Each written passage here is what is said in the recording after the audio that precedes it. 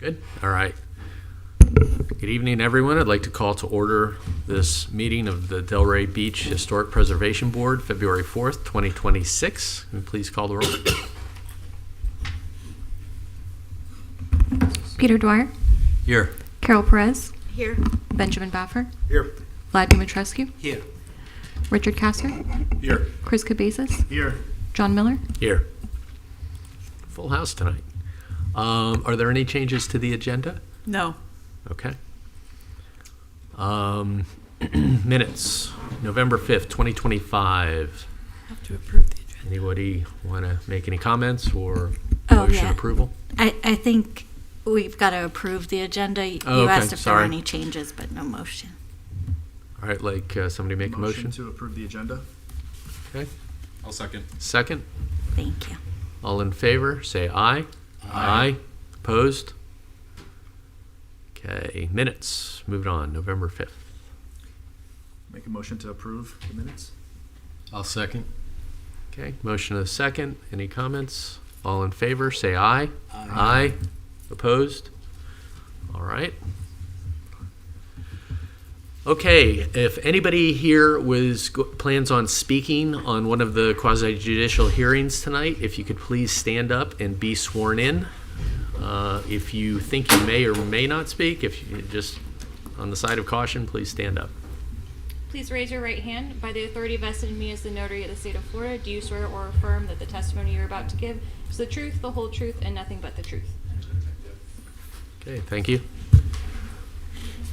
At this point, item 6, if there's anybody, a member of the public who would like to comment on anything that is not on the agenda tonight, now is your opportunity. 3 minutes. HPB Board, how are you? Good evening. Roger Cope, Cope Architects, Inc. This is a public service announcement. I'd like to invite everybody in the room, the board, the staff, and the audience, to the second annual Build Delray Lego event. It's for family and kids of all ages. We're all kids. But, for our teenagers and kids who love to play with Legos, it was a wild success last year, sponsored by the Preservation Trust. The concept is we've developed a gigantic map of the city of Delray Beach, like a street map. And on that map, we've identified 60 historic sites throughout the city that are of historic significance, and we allow kids to come in and select the site that they want to build or have some affinity to, and then they get to try to replicate that building based upon photographs and et cetera of that building. And so it was wildly successful last year. So this is the second annual. We invite all architects in town, and last year Mr. Gary Iliopoulos here in the back row brought his entire staff and dominated the competition. So the pressure's on again this year. It's held in the Old School Square Gym, and it's on a Saturday, a couple Saturdays from now, February 21st, 10 o'clock in the morning. So you're all invited. Commissioner Angela Burns showed up last year, brought a big team, and had a ball. The Downtown Development Authority is a co-sponsor along with the Preservation Trust, and it's a win-win situation. And we hope to expand the program. And next year we've got a couple of surprises up our sleeve to make it a little bit different than the first two. But please, bring your kids, your grandkids, your nephews, everybody that you can grab and try to come to the event. You'll have a ball. Thank you. Thanks. Didn't know you could win at Legos, Gary. Everybody's a winner. Anybody else? All right, moving on. So we're moving on to item 7, quasi-judicial hearing items. I'm going to read the rules for quasi-judicial hearing. This hearing shall be conducted in accordance with the City of Delray Beach's quasi-judicial rules. The applicant and the city shall be permitted to present their case. The public shall be allowed to speak for 3 minutes each, or for a maximum of 6 minutes if the person represents an organization or a group of people who are present but agree not to speak. The city commission, board members, staff, and the applicant may be allowed to cross-examine a witness. the city or the applicant will be allowed to offer rebuttal testimony. The decision to approve or deny an application or appeal may not legally be made upon personal views as to whether a project is a good project or not, nor may a decision be based on the number of citizens who support or oppose a particular project. The law requires that all decisions must be made on the basis of whether the project meets the requirements of law, the comprehensive plan, and the land development regulations. Okay, we're going to move on to 7A, variance HP 311, 2025. Okay, for the record, I'm Katharina Palavoda, Senior Historic Preservation Planner. I'd like to enter HP 311-2025 into the record. It's for 53 Palm Square, and it's a variance. I'm going to ask if there's any ex parte communication on any board member's part for this item. No. No. None. Okay. I believe the applicants are here to present.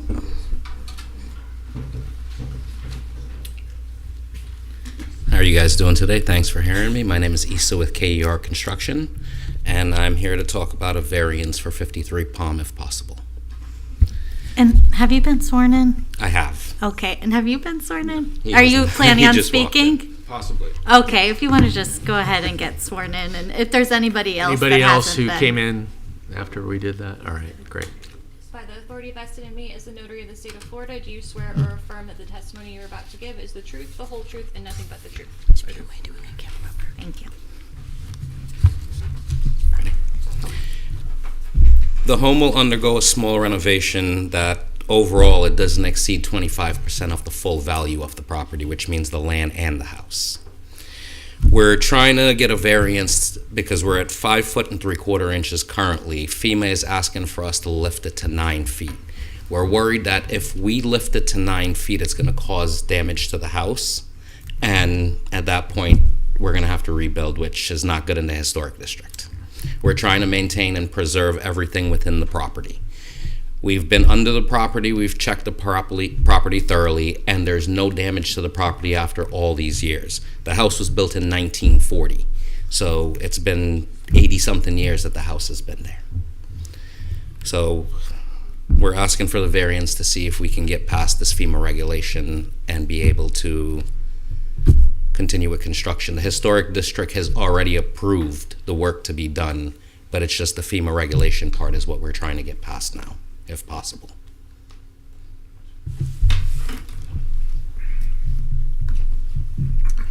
Shane Ames, architect, 203 Dixie Boulevard, Ames International Architecture. We've been working on this addition for quite some time, and it's a very, very small addition. So you can see up on the drawing, it is just an old back porch that was enclosed. It's about 99 square feet. It's not affecting the rest of the house. The slab was already there. Yeah. And we're just expanding the roof out to incorporate a breakfast room for the house.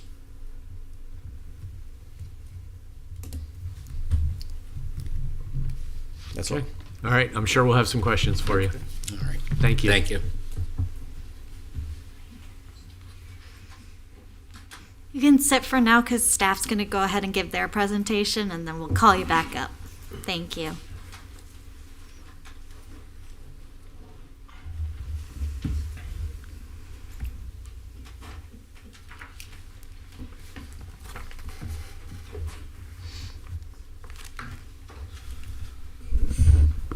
Okay.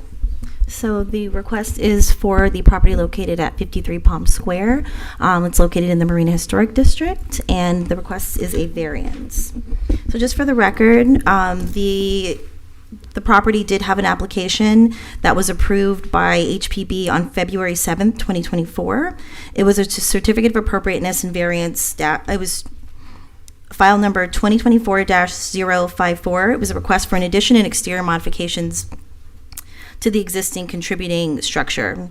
It specifically approved 2 additions totaling 102 square foot. It was an addition to the rear of the home, installation of a pool and a deck in the rear of the property, replacement of an existing carport awning, replacement of existing paver hardscape in the rear of the property, and a variance to reduce the required south interior side back from 7 foot 6 inches to 5 foot 9 and 5/8 inches. So as the project was approved, it went to building permit, and that's where, because the building department did the review and it determined that the percentage of improvements made to the structure exceeded the required 50% threshold, of what was called substantial improvement, they were required to comply with the FEMA finished floor elevation requirements. Therefore, the request to keep the existing structure at the existing finished floor elevation, which the FEMA regulation requirement is 9 at the requirement, and they're requesting to keep it at the existing 5 foot 3/4 inches. So this request is not before the board. Okay, so we can see the location of the property located in the Marina Historic District. Okay, this is the front elevation. It's facing west. This is the side, south elevation. Rear east. Side north. And then here, the applicants did note the area that you see in red to the right. Those were the approved additions made to the structure. Here we can see the existing front elevation and then the newly approved elevation. The items highlighted in red were the changes that were made and approved.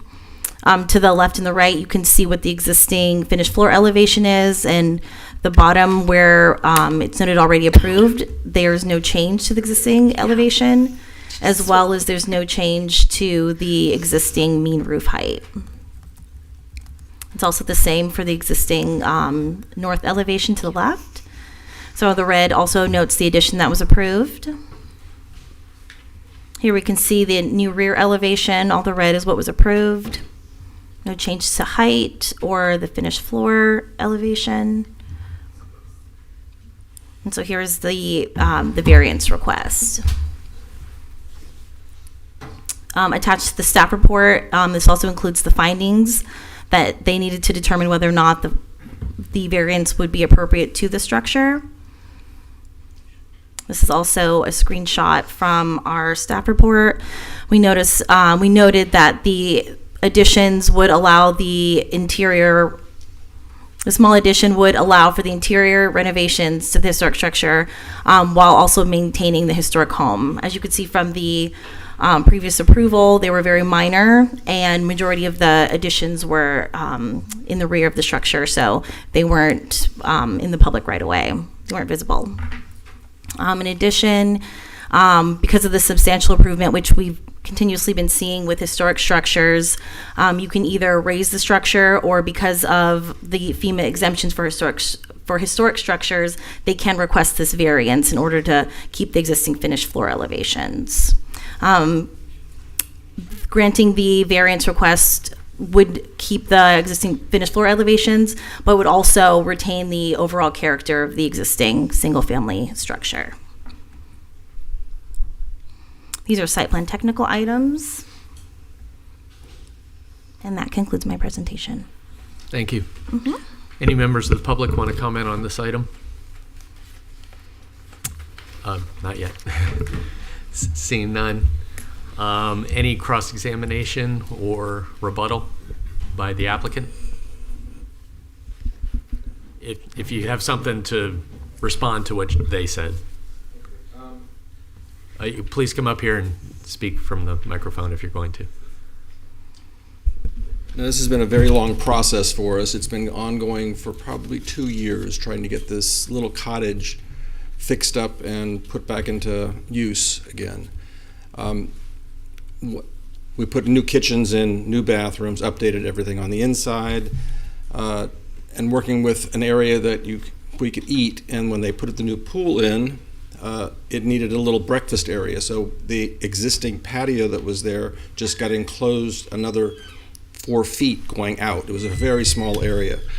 And I am very sensitive to the historic, because I'm in one of the oldest buildings in town, 203 Dixie, on the corner there, which turned 100 years this year.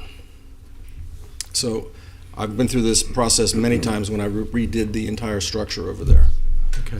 and it's Anything in very particular? sensitive to being that. Anything in particular about staff's presentation, though, that you would Staff choose to presentation rebut? was perfect because Okay. it's been going on and on for quite a long time trying to get through this hoops. I'm sure we're going to have some more questions for you. Okay. So, all right. Staff, any rebuttal? No rebuttal from staff. Okay. Yes. Rebuttal from staff.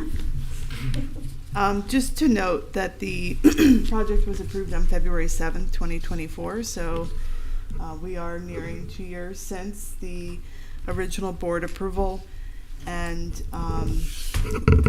there are other concerns too relating to expiration of projects and things like that. So I just heard you say that, and I thought we should probably touch base tomorrow on some of those items.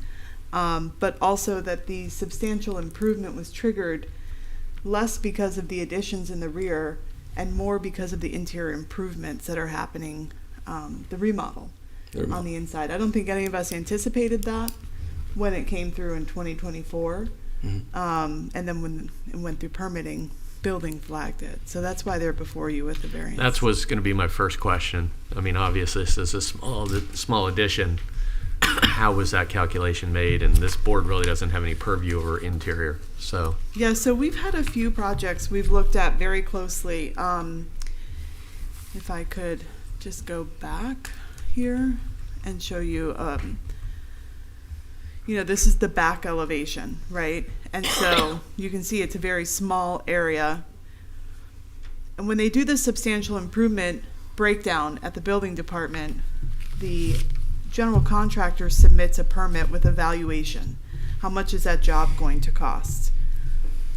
And if that is more than 50% of the value of the house alone, that triggers a substantial improvement, which by FEMA's definition means the building has to be vertically elevated.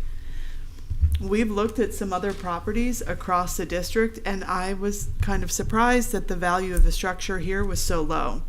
I was going to say that's subjective, isn't it? Well, it's set by the property appraiser. So that was a bit of a surprise. We've seen applicants come in with much bigger projects that haven't triggered this substantial improvement. So, the applicant could always get a private appraisal and go through that process with an appraiser. But the land here is more valuable than the house. We've had some on Nassau Street over on the beach side where it wasn't triggered. So, we never know until they actually move through getting the GC quote on the project, and that doesn't happen until the time of permit. Okay. Any other comments or rebuttal? No. Okay. All right. We're going to move into board discussion at this point, unless you have any rebuttal to her rebuttal.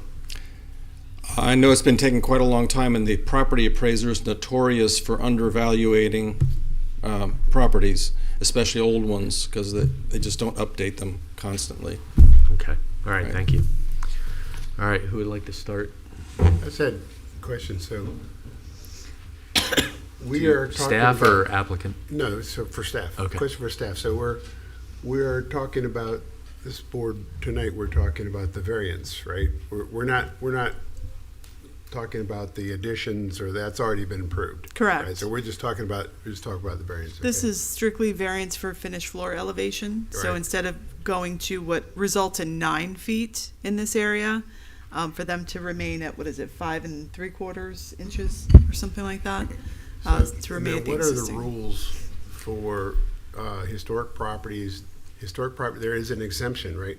Yes, and Okay. so would you like me to talk about Yes, that? please. The Federal Emergency Management Association or agency has a exemption in place for historic properties. To retain the character of the building, you can, not have to elevate. Some cities choose to keep a list, and staff handles it administratively. Our city chose to put the regulations in the LDRs and require the applicants to come through to this board to ask for the exemption as a variance. So it's a little loose on FEMA's side on how they do it. They will come in and quality control and pull this permit after, it's approved, and they come in and check all of those permits. FEMA does. So there's a double check system. But yes, it is in place through FEMA's own regulations that we've adopted, and we've created the variance process for such. So we've had a handful or more get this in the past. The closest one is the Marine Villas, directly south of this on the corner of Marine Way and First. They also received variances to finish floor because they were adding less than 100 square feet, I think, per structure for new bathrooms. So I hope that answers your question. It does. Thank you. I have a question. The applicant mentioned that there was no signs of flooding ever on this property. Do you know the history of flooding in the area? So we do know that Marine Way itself is the street that floods the most, and the city is working on that capital improvement project to increase the resiliency to flooding over there. I have not heard reports of flooding happening at this property or severe issues happening on Palm Square, where this is. Okay. That doesn't mean it's never happened. I just have not heard about it. So the need for this variance really resulted from the stated value on the permit application that then was 50% over what the value is at the time of permit from the property appraiser. Of the structure, yes. Of the structure, okay. Can I ask everybody, when you speak, just speak into the mic so then the recording can pick it up. Thank you. So it was 50% of the improvement value or of the total value? So it's, if the contractor estimates that the project is going to cost $200,000, that estimate gets put in with the building permit.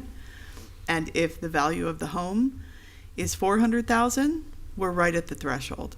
But if the value of the home is less than that, they trigger the threshold. And that's the total value, not improvement of the house. That threshold, it contemplates the improvement value as well as the land value. No, it does not include the land value. So it's just the improvement value. Yes. Okay.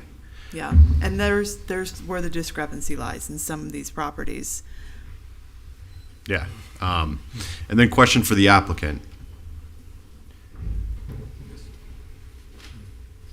So on the permit application, I guess the value of the work was, let's say, over the 50%.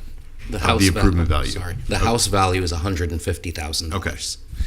Our improvement value is close to $600,000 Oh. because the whole interior needs to be done. I mean, today you could barely do a bathroom and a kitchen for what 50% is of the property value. Yeah. Yeah. I think the most recent, I looked on Papa, and the improvement value on this property right now is about $121,000. Yeah. So it's, I mean, Yeah. it's very low. The overall is 1.5 million, Yeah, I think, yeah. but the house itself is. Yeah. Yeah. And just back to staff. So if we approve the variance here, it starts and stops here with us. It's FEMA then doesn't have to come in, or the city doesn't have to come in and then give their input. So the board can approve the variance. The applicant then can proceed with the permit. We can approve the permit. And just to note, in the back of the staff report, there are 3 items known as site plan technical items. These are taken directly from the code. They must record the variance with the clerk at the county, Palm Beach County, then provide us a certified copy of that recorded document. Then the city's floodplain administrator provides a letter to the applicant specifying the difference between the base flood elevation requirement versus what they're going to retain, right, no change, and that notifying them that the cost of federal flood insurance is going to increase because there's an increased risk should they flood here. So that's all gets filed with the final permit by the time the permit's getting ready to issue. So it's a double check system, essentially. But yes, once this board approves, should you choose to approve, technically we still have to run through the city commission appealable time frame, which takes about 30 days or less. Provided it doesn't get appealed by the city commission, then we can approve the permit. Or the applicant. or if the applicant chooses to appeal a decision of the board, that's correct. Okay. Yep. Thank you. I have a question to staff, I guess. There's also mention of a side yard variance. Is that created by what? I mean, Did you say there's mention of a site plan variance? I yeah, couldn't I hear mean, you, I'm sorry. That was approved previously, I believe. The I setback. thought it's part of the Side yard? part of the variance. Look at the. That was previously approved in So it's not 2024. to be what we decide that has nothing to do with this because Correct. It says well, if I read the report, it seems to say that is. I thought it was part of it. If you read, Maybe you're looking at page 1. I know he's saying you yeah. read it. Wait a second. Where do I see that? Am I going crazy? There was also this discussion of the side. So, Yeah. Catherine, Okay. That was part of the February 7th. Sorry yes, about that. no Okay. worries, no worries. Yeah, On yeah, page yeah, 1, it does I describe guess. the previous approval. So that was approved. Yeah. Okay. Then the other question I have is more of a general question to you. I mean, we both went to the seminar, right? Is nothing they're required to do in order to mitigate a little bit for the problem of flooding, potential flooding? Because there's serious difference in elevation. It's not just a little, you know? So, And sorry, just to say that I don't know in terms of materials, if you're using anything that can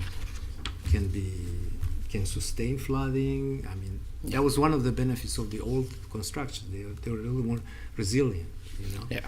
If you to replace everything with sheetrock, new one, you're basically not helping much, you know? On the And if interior. with But if we seal in the exterior properly, it protects the interior.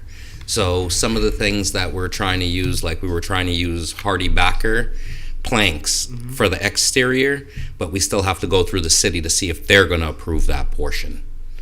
So, maybe you know. if I could, because please. you held up if you could hold it Yes. up again. What Mr. Dumitrescu here is holding, we can also provide you a link to this document. Yeah. This is the Secretary of the Interior standards as it relates to flood adaptation. Okay. And there's several methods of flood adaptation for properties that range from having a trench system around the site all the way to elevating the site. So there's different approaches. As far as materials, should the applicant be looking to use hardy boards, say around the bottom 4 feet, they would have to come back to the board for that approval because technically the structure has wood. But I'm glad that you brought that up. We can discuss that with the applicant about methods that they can take. There's a lot. There's a lot of options. Even let the water go through. That's right. More than one. It's just, and also I'm just curious in general because this area is prone to potentially that problem, and there's probably other areas too. But when it says that it's really not causing damage to the surrounding and all that, it is not expected to. How, if it does happen? What do you do? Yeah. Yeah. Who's paying for it? Who's repairing? The owner will, or their insurance company if they can get that insurance. And that will cover now other damage to other properties and further that. That's the risk they take with getting the variance. In that letter I described, I see. that they have to pay an increased premium for Right. flood insurance because of the variance. Right. But there certainly is options, or are options in the book that you're Right, describing right. that we could review with the applicant. And if you wanted to go so far as a board to make that direction to the applicant, that they work with us to review those options. I think it's good for everybody. Sure. Right. It's not that. Can I make another comment? I was just told that in the landscaping plan, we do have almost like a French drain system going around where the rocks are located to where they're going to dig down and fill that area with rock. So in that way, it will appease the comment that you made about the drainage system. It'll be able to catch some of the water. And as a reminder to the board, those plans don't typically get reviewed until the time of permit. Right. We don't review them at the board level, but we could go over them with the applicant in advance just to make sure we're troubleshooting any potential pitfalls. We're in your realm, so we got to make sure we abide by your rules. Yeah. So, Any other questions? Anybody else? I have a question for the applicant. Yeah. I'm curious why somebody would spend $600,000 and leave a structure 4 feet below the present flood elevation. I mean, I'm not sure how much more it would cost to lift it. It's a small structure. It's almost $200,000 to lift the structure. Okay. But it's not just lifting the structure. I understand. I'm a general Yeah. contractor. I know what it Okay. takes. But Yeah. again, it begs the question. This is a lot of money to spend on a small structure to leave it. I drove by. I mean, that whole street, everything on that street's going to have to be raised at some point, sooner than later. I mean, I know we like to keep the character, but the best way to preserve a structure is to keep it out of the water. So, I have some feelings about it. I just think we've got to be practical. It's a beautiful home, and don't want to hold you up, but I understand. I mean, something to consider. Okay. Anybody else? Anybody want to make a motion on this? My feelings are, they know the risks. That's why the city sends the CYA letter. And, I would have concerns if it's none of our purview, but if it gets flipped to somebody who doesn't know the history of it and they move in and think it's all good and meets everything, and they could have a problem down the road. Because that area, like Pete said, it's flooded before. It will flood again at some point down the road, no matter what the city does. So, but as far as it goes here tonight, I'm in favor of approving the variance. But How about with some conditions of some mitigating items with staff, working with staff? I mean, They could add flood vents or something. still going to probably come through to us at some point. Is that on the table tonight, Probably Kelly, do that. or? I think it's difficult to condition it on something that will have to be approved by you guys, but if you just condition, you can instruct staff to discuss other options with them that hopefully they can bring forward. I just don't know that you could be like, I condition it on flood vents when you have to approve flood vents. That's all I'm saying. Flood vents are typically utilized for non-habitable spaces, and there are none here. There's no garage. It's only a carport. We wouldn't typically see flood vents as part of the habitable space. So the crawl space is already vented. Yes. I mean, they. Yeah, but there are things, even the electrical I system. have pictures I here mean, of the you leave- existing crawl leave space if you want to see them. Wiring, rewiring in different ways. Not everything is that difficult. If you do it, if you do so much work in the house, like you can. I mean, I'm Try to- just concerned we're Yeah. answering questions we're not being asked here tonight. I'd So- like to make a motion. Okay. I'd like to move approval of variance HP 311 2025 for the property located at 53 Palm Square, Marina Historic District, by finding that the request and approval thereof is consistent with the comprehensive plan and meets the criteria set forth in the land development regulations. Second. Motion and a second. Is there any discussion? Please take the vote. Chris Gevasis, Yes. Peter Dwyer, No. Richard Kasser, Yes. Benjamin Baffert, Yes. Vlad Dimitrescu, Yes. Carol Perez, Yes. John Miller. Yes. Good luck. Here you go. Okay. All right. Moving on to items. Now, can we discuss items B, C, D, E, and F concurrently? Yes, I have a plan. All right. Approved by law, legal. And so, you can come on up. I'm going to introduce the project and then get their application queued up. So first, Michelle Hoyland, principal planner for the record, and I'd like to enter files number HP 424, 2026, 423, 2026, 422, 2026, 421, 2026, and 420, 2026 into the record. These are 5 applications.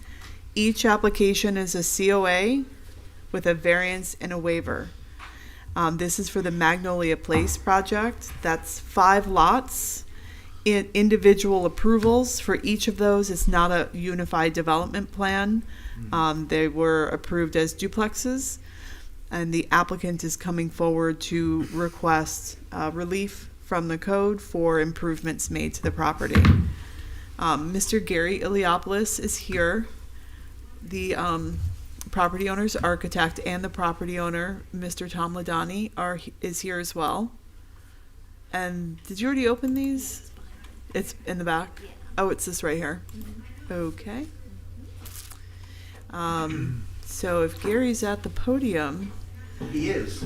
he can begin. And I just want to make one quick comment about it. They can be presented all together, but I would just let the board know and caution you guys to just consider that each one is separate, and you will have to make a motion on each one at the end. And there'll be a separate vote, yeah. Yeah. And some of the variances, while they're very similar applications, there are variances to the Variations variances. to the variances. Variations to the variances. So just keep that in mind as you're going through so you can keep each one straight. Before we start, I do want to ask if there's been any ex parte on this item. Yes, I was on the site. I went to check it out, and Pat White, one of the owners of Seaside, was there, so he gave me a tour. I've walked by it. No, none. I drove by and I spoke to Kristen Finn about it. Okay, Mr. Chair and board members, my name is Gary Leopoulos. For the record, address is 1045 East Atlantic Avenue. We are GE Architecture. As Michelle stated, our owner rep, as far as the developer, Tom Downey, is here, should you have any questions for him. We've obviously been here before for several things, and we are hopefully here at the end to wrap this up. The project is pretty much completed. And tonight we're here for something that's kind of unique in that they kind of overlap. The variances in the waiver are about, basically, we're dealing with artificial turf. Let me see if I get this right here. Okay. Our location. So we are in the southeast corner of the Oshad district. It is a unique area in the sense that we abut on the east side to the CBD. Just to the north is actually CBD with an overlay of historicness within our block. To the south is residential, and when you go to the west, you actually have mixed use. You have commercial, you have multifamily. So again, we're kind of in a neat little area there. We feel that, when we did this project, it was like a transition. You were coming from the high rise next door, which were 5 stories, and you were going west to the lower ones. The lots are right here. I'm going to go through these. There is going to be a correction that I'll show in the presentation that we came up with that I do have to work with staff should this move forward. So here's our location. We got Southeast 1st Avenue and Southeast 2nd Street, and then of course we have the alley on the west side, and there are the 5 lots.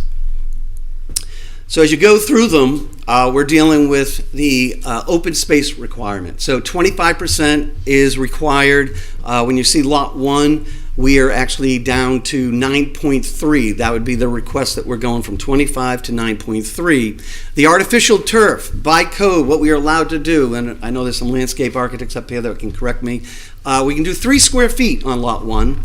As you go through them, lot 2, we have 25 open space down to 10.9. We could do 26 square feet of artificial turf. And as you go through, you see the numbers, they're pretty much in that range. So what happens is with the artificial turf and the way the code is, you have to meet your 25%. Anything over the 25% of open space that you have, 15% of that can be artificial turf.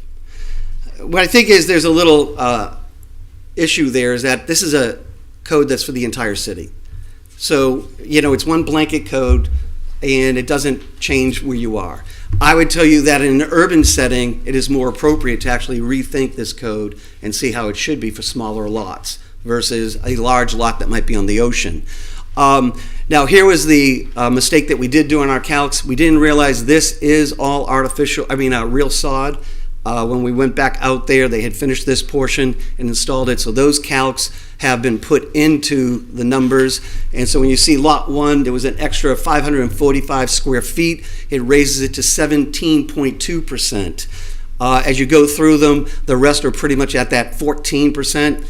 I bring that up because if we were actually right across the street, we'd only be required 10%. Now, I know we're not in the CBD, but that's how the code does work in an urban setting. Sorry, can I stop you for a second? So are you asking for a decreased variance on multiple lots? Well, it technically would be, yeah. Okay. But if it's going to mess up tonight, I won't.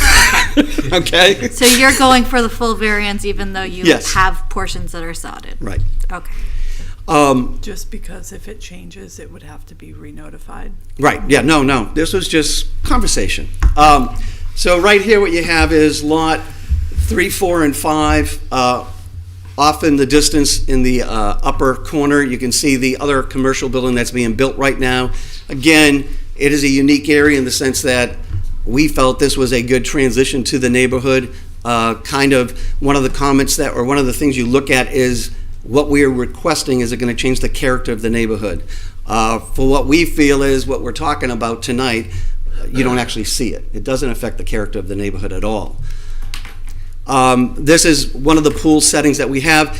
Another unique thing about this property is that, most projects can't afford to be doing the splash pools. They don't offer it. It's a nice little amenity. It gives you the feeling that you do have a little bit of a privacy yard, even though, as you can see across the street, is a 5-story structure. This is just showing you across the street what we are having. It's not stating that we're complaining about the neighborhood, but it is in an urban setting. That is a ramp going into a parking garage. This is what we were here at the end of last year, the signage. You can see how the project has developed, how the landscaping is all coming in. One of the things is, again, is the visibility. Is the artificial turf visible by the public right-of-way? Another setting right in here. So what you do see from the street is actually real turf, but that is in the swale, so it's not part of our property, but that's actually the only thing that's visible. Again, another shot straight on. And right here, one of the criteria that we have to do for the city engineering is demonstrate, is this pervious? So one of the criteria that you look at with the code of Delray is that it has to be, the drainage, the permeability has to be 30 inches per hour. We actually are at 100. So we well exceed the drainage calcs for this property. We also had to submit other criteria to the city with regards to how the turf is made, how it meets everything.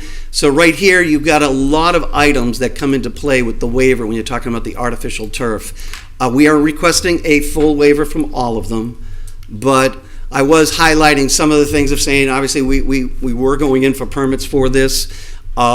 We have other items here where we're looking at it with the artificial turf as far as at the rear. It is in the interior portions of the lot.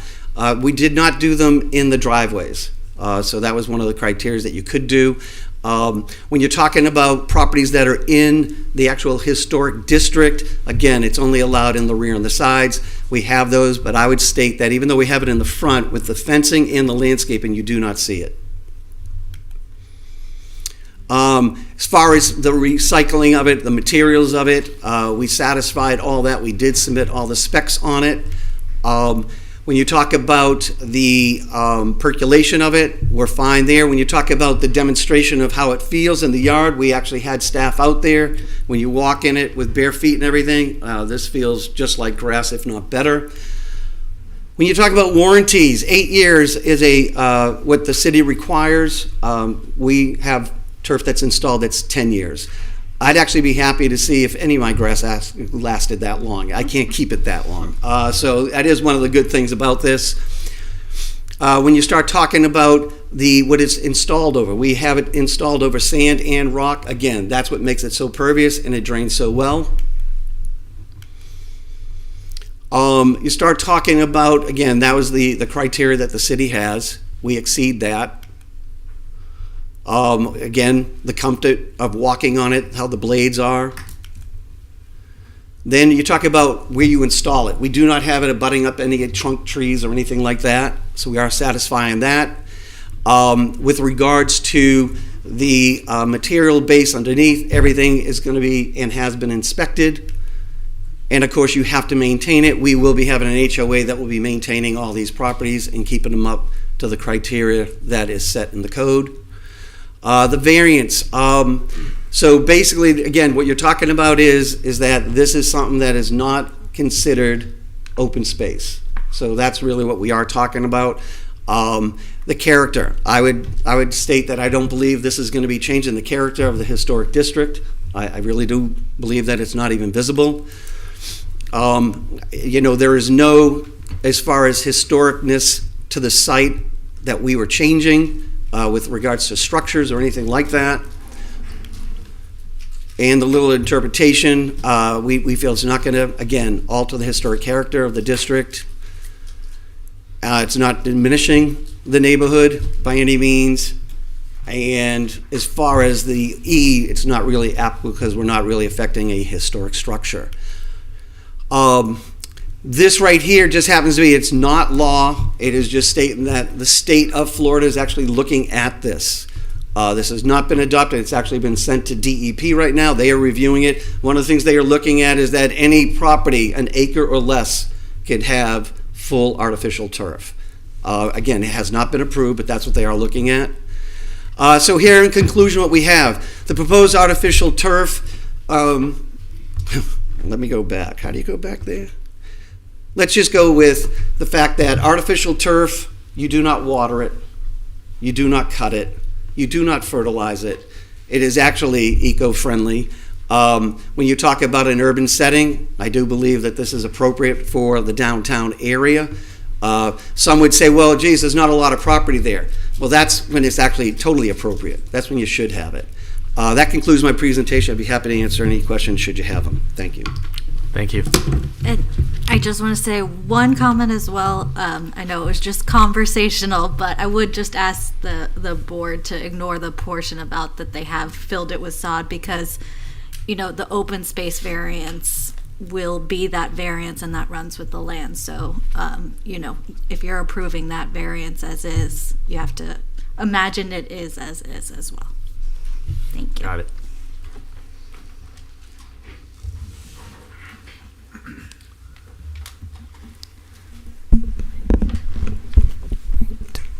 For the record, Michelle Hewitt, Senior Planner, and once again, this is for a COA variance and waiver request for lots 1 through 5 of the Magnolia Place project. Here we have an aerial with the subject properties outlined in blue, Southeast 1st Avenue to the east, Southeast 2nd Streets to the south, and and there's an alley to the west.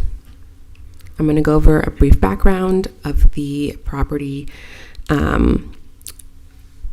Approximately, roughly 2 years ago, the Historic Preservation Board reviewed and denied a COA request that included variances and waivers for the construction of 5 duplexes at the subject locations outlined in blue up there. The variances were for lot coverage and for the swimming pools, and there was a waiver for building height plane. The applications were appealed and approved by the City Commission at the February meeting. A building permit was issued for the subject property and the project is nearing completion. However, artificial turf was installed where sod was approved and permitted. Subsequently, a COA application with the waiver and variance were submitted for the following. So a waiver is submitted for the artificial turf, the entirety of the section, and then a variance is also requested to allow reduction in the minimum required open space, that is 25%. So here is the addressing of the lots as they are now. Again, they're duplexes, so there's 2 addresses for each unit, and then those 5 lots. Going through some photos here. At the top left corner is lot 1, the front unit. This faces Southeast 1st Avenue. And then in the middle there you can see where the main area that the artificial turf is located around the swimming pools. And then at the bottom left is the rear unit. This faces the alley. And then the swimming pool again on the right for that rear unit. And then you can see where the sod is in the alley between lots 1 and 2. Here we have lot 2. Again, the top left is the front unit, and then the subsequent artificial turf on the pool. Bottom is the rear unit, faces the alley, and then the pool on the right. And then in between the properties, this is lot 3, where you can see the front and the location of the artificial turf around the swimming pools. And then between the properties, here's lot 4, again, front unit, rear unit, and then their pools in between. And then we have lot 5, the most north unit, and their swimming pools. So with the installation of the artificial turf, this is kind of like the process of installing the turf at I believe it's subgrade, and the type of material that they use being permeable. And then here it's kind of how it is in the field during installation. And this is how all of them were installed in this manner.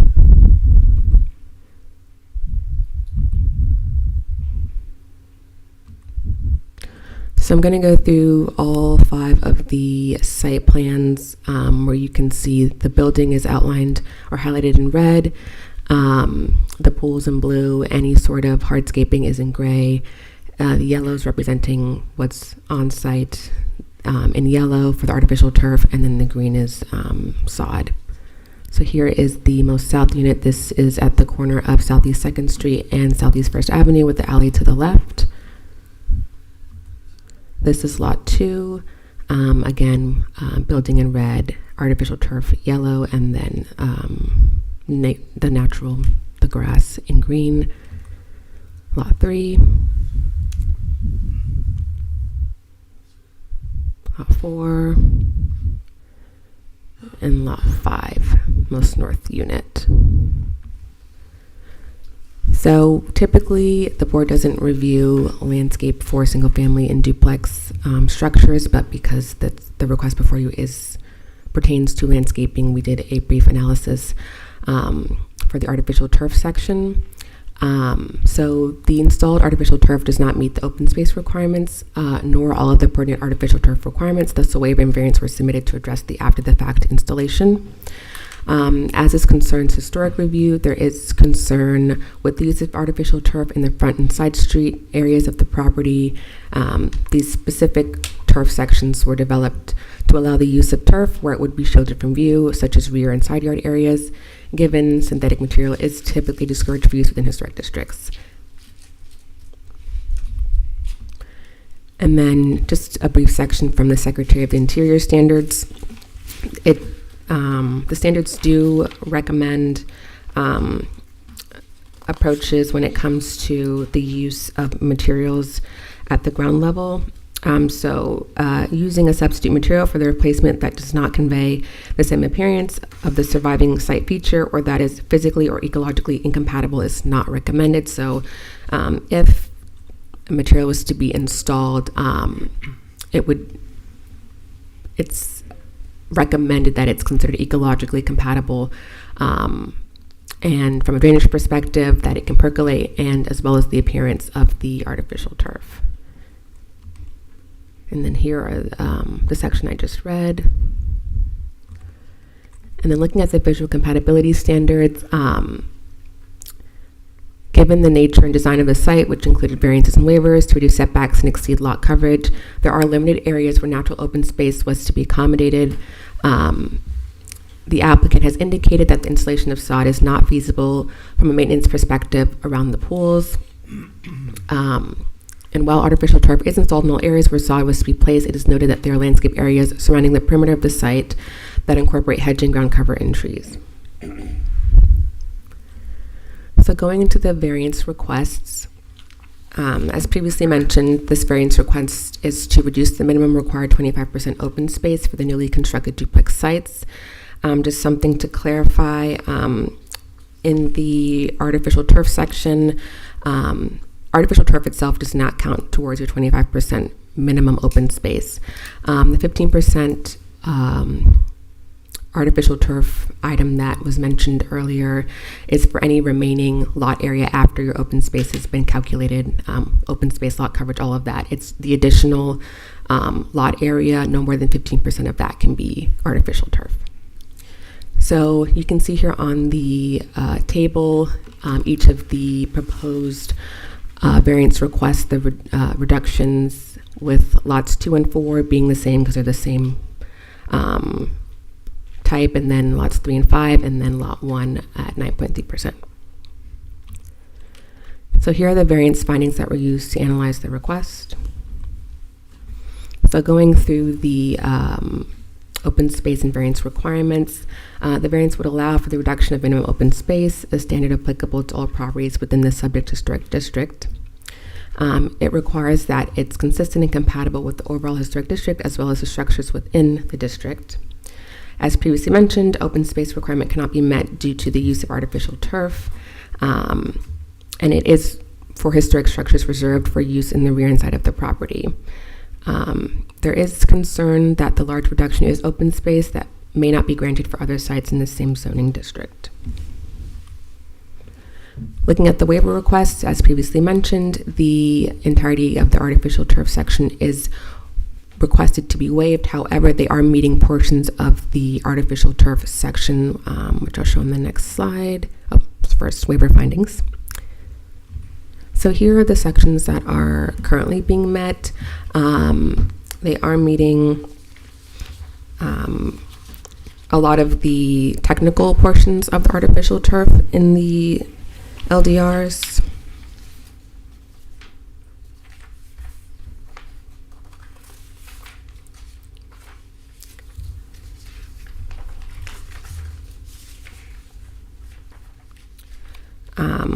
So items such as the rate at which the water percolates, the type of base that's being utilized, and that it's artificial turf in the code is considered pervious, so there's no concern that it will affect drainage calculations.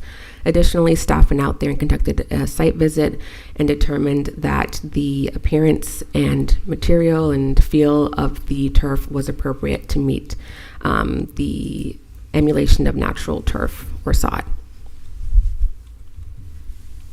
So going through the waiver analysis, it is contained within the boundaries of the site, so it's not anticipated to impact any neighboring areas or properties. There are a few instances where turf is utilized in historic districts, and it is either not visible from the right-of-way or placed prior to the addition of the artificial turf LDRs. So this is very particular to this request. Should the property be required to comply with current landscape regulations, the turf could only be located in the rear or side interiors and/or side interiors. Proposed waiver may not be granted to another applicant or owner under similar circumstances because it also involves approval of a variance to reduce the required open space. However, it does emulate the appearance of real grass, and its configuration creates small areas that could be seen as difficult to maintain. Here are the Secretary of Interior standards and visual compatibility standards, where we use the relationship of materials, textures, and colors to analyze the request, and the certificate of appropriateness findings. Here we have some site plan technical items for the request, and that concludes my presentation. Thank you. Any members of the public want to comment on this item?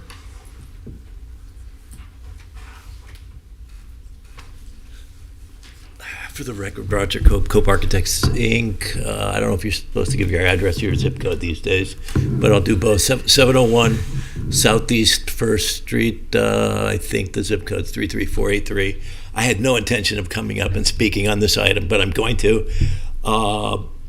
Listen, there is much more use than maybe staff is aware of the installation of artificial turf out there, and very much specifically within historic districts. Mr. Tom Crocker's home is at 73 Palm Square, has it all over the front yard. Whether he got a permit to install it or not may be irrelevant, but it's in use out there. It's the wave of the future. It's what our clients demand. It's what these very high-priced homeowners, buyers demand. So it is far more permeable and eco-friendly as some of the competent and substantial evidence given earlier. It drains better because you can control the subbase that it sits on versus a natural turf that has to sit on an organic material that has no drainage capabilities whatsoever. So it's very hard to criticize the use of artificial turf in any installation, let alone what they're proposing tonight. I would just ask you to support the waivers, the variances, the reduction in percentages. It's in this particular case, it is very urban and in a much different environment than if it were a single-family home sitting out in a PUD or something. So you're reducing the noise of the maintenance that's required that would have to take place if it were real grass, no blowers and loud motors. And listen, when leaves fall from trees and bushes and surrounding shrubs, it looks just like it's brand new, real live grass anyway. I find, zero drawbacks to its use, and I hope you guys feel the same. I think it's a perfect use for it. I think you should support it. Thanks. Thank you. Anybody else? Seeing none. Any rebuttal? No rebuttal? Yes. Oh, yes.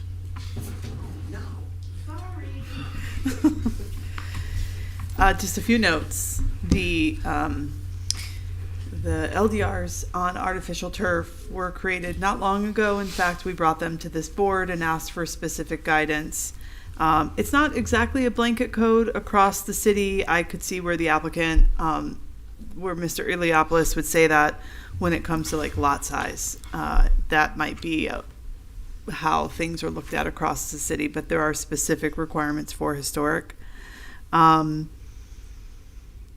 Michelle already touched on the open space piece. Oh, the DEP. So the Florida State Legislature has created some type of regulation about what's going to be done with turf, but they're referring it down to DEP to come up with those regulations. So we are in a holding pattern. It's possible that they may create regulations that say you can't have regulations in your city controlling turf, or they may create some more stringent types of requirements than even we have. So it really can't be a factor in the case. The case is before you. We did discuss that with our city attorney's office ahead of bringing it to the board to be sure that we weren't stepping out of our control. So that just can't be part of the consideration tonight. You have to utilize the LDRs that we have in place per the request. And I did walk the site with my team, with the director of our department, as well as director of public works. Took my shoes off. It does feel soft. It wasn't hot. That's why, we put that in the staff report, and does appear to emulate a natural type of sod, but it is not. And we have additional pictures here that some are hidden if you want to look into it more in depth. That's all I had for rebuttal. Thank you. Thank you. Any comments? No, forget it. All right, moving into board discussion. Anybody want to start? I have a quick question. Was this work is already done? Yes. And was it permitted? No. So the approval was to have sod here. Mm-hmm. And is there a protocol for permitting turf in the city?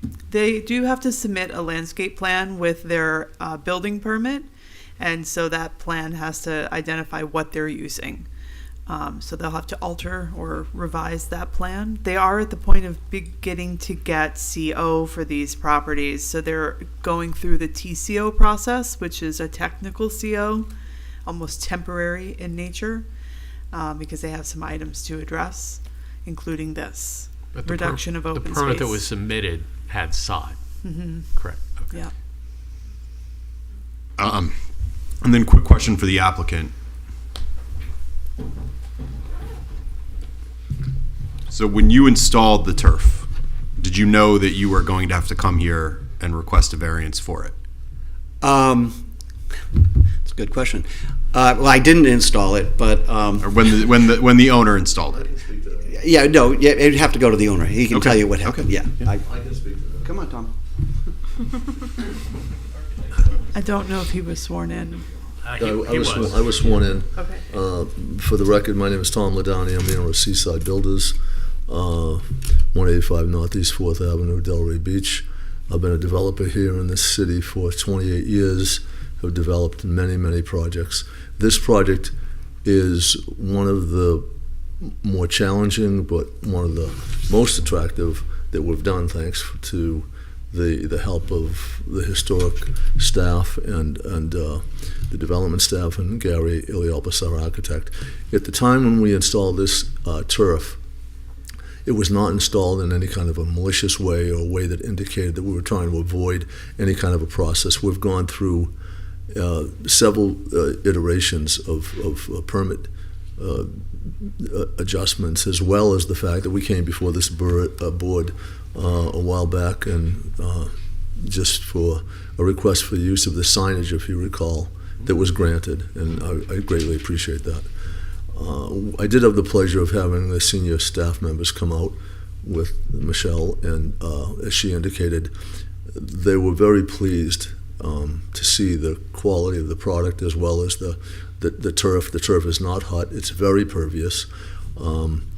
It's the most practical application because of the fact that we're in a confined area, gated with for the small spa pools.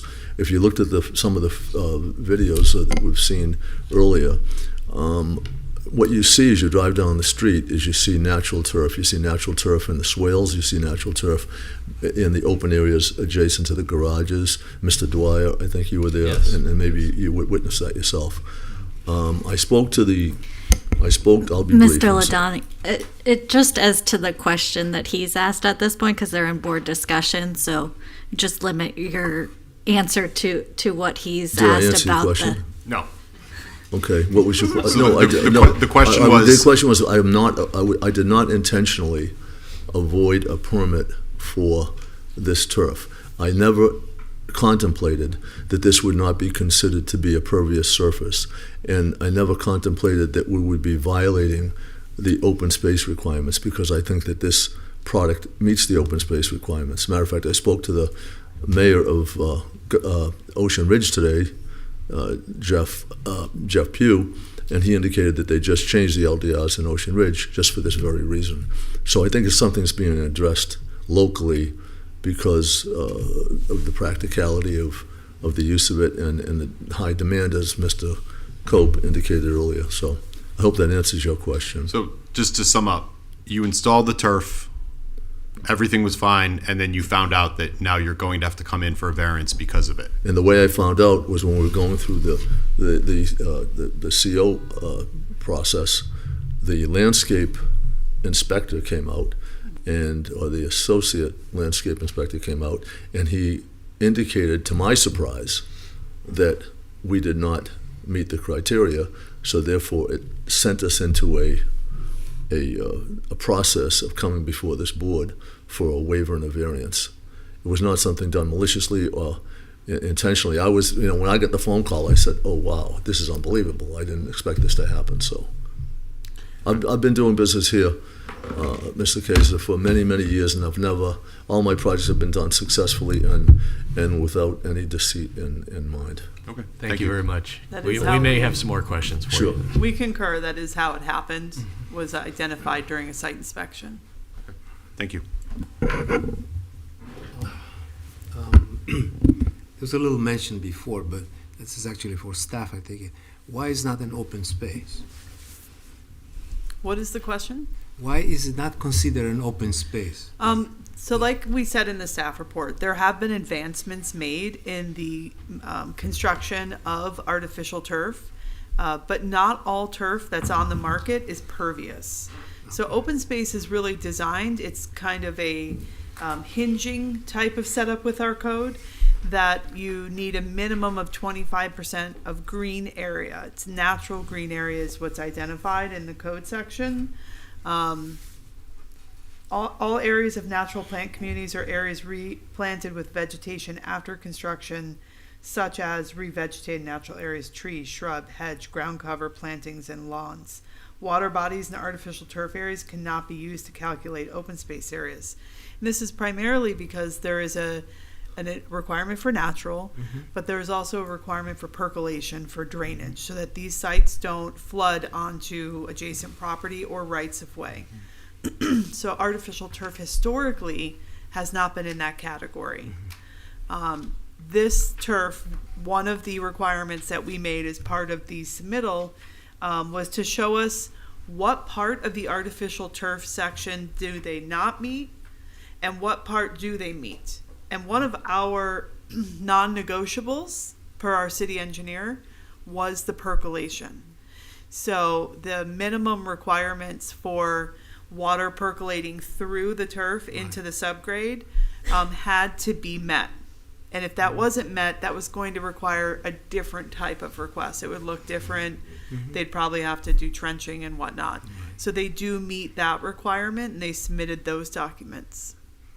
Okay, and it's still kind of creating a conflict. I mean, if you could find a way to condition the percolation and then allow this, as long as it's a good quality material, then there are several very considerable. And when this came before the board, when we reviewed artificial turf, because before we added I don't remember if you were on the board, Mr. Dumitrescu. No. The city brought through land development regulation amendment to specifically add regulations for turf into the code, because we started to see a proliferation of its use across the city. And so we had the board weigh in and say, what would you think is appropriate for a historic district? And that part of the code says that turf is to only be used in the rear and side to preserve the historic front. While yes, this is in OSHAD, these are new construction, so I could see where there might be a dilemma for you and how the board deliberates on this. Okay, so, all right, anybody knows what that warranty covers? That would be best for warranty. The applicant to I answer. mean, any like health issues or something like that could be still we would like the applicant to answer that. Yeah, sorry, yeah. So the warranty actually covers if in fact this gets damaged, whether through the sun, like I think somebody mentioned, Roger might have mentioned, when leaves and stuff like that come on it, does it actually change its color? So the actual product itself, so the warranty covers that. They basically give you the product back. They do not install it. So that owner would have to install it if it did fail within the 10 years. Okay, so, it's kind of guaranteed that doesn't cause any health problems. No. Not the warranty does not do that. Well, it talks about how it was made and everything, and their testing doesn't suggest they would ever cause any. I got to believe that fertilizing is way worse than this. No, Europe has some strict controls about some of it, as long as it has, and we are, I'm not sure exactly how well we know if this is as healthy as I like it to be, but got it. The owner makes that decision, is signing for it, he likes it, and as long as, in terms of setting, in terms of the historic district, it actually contributing buildings. Are you where you stand in terms of? I know it's supposed to be only on the side and on the rear. Is it acceptable? I don't know how to call it that. Well, the code says it's to be in the side and the rear. So any deviation from that would be this board deliberating on its use in a front yard. Right. So I think we'd have to do a case-by-case basis. If it were coming through for a contributor, where is it being installed? It's hard to postulate on that. Well, it's similar. Basically, you're still going to have to apply those variance standards and the waiver standards. Well, it's similar to the glass. If reflective glass or colored glass and roofing that is not appropriate, all that needs to be discussed. Okay. That would be, I see the analogy that you're making in this instance, but I would hesitate to say, yeah, it would be okay, and then have something come through that's like 10,000 square feet of artificial turf in a front yard. Mm-hmm. I would have to see the proposal, and ultimately our analysis is just that, an analysis of does the request meet the code or does it not meet the code, and what instances. We don't provide a recommendation in these staff reports. We provide you the analysis and the guidance. There are other things in the, sorry, I'm flipping fast just because things like this. So while the Secretary of the Interior standards don't specifically touch on artificial turf. The standards talk about substitute materials that does not convey the same appearance of a surviving site feature or could be ecologically incompatible. This is site related or setting related. So it was, to me, applicable, but it could also be seen as somewhat of a stretch because we're not talking about a fountain, right? A historic fountain or a historic site wall like we saw with Sunday Village. So it's up to the board to make the decision here ultimately if this is appropriate for use and is it appropriate to reduce the required open space. Okay, well, I'm glad that there's a control factor, you know. Yeah. in this. Thank you. Okay. I mean, nothing really important, but in the report there's a misspelling on the title. It says you're missing an I and the artificial turf on the third page. On page 3? Yeah, I mean, thank you. very important. Yeah. Thank you. Was it only one? No, only once, only the Just one? the title and the, I at the mean, very beginning. I feel like we did pretty good then. Yeah, in page 3, yes. Yeah. Thanks, Bud. Nothing gets past you. Well, I'm So glad it's a that long shows story me why, he's but reading that's- the report. So So it is, there is another spelling error on Oh, the you first found it? page too, but I defer. Okay. Anything, comments from our landscape architects here? You want to go? You want me to go? Go ahead. Okay. Yeah, I mean, it's a big subject. I mean, I think we do have to look at these situations on an individual basis. This is an urban area, and these townhomes, the front yard kind of becomes the backyard. I mean, it's just just a different situation. I'm in favor of using the artificial turf in this situation and for this application.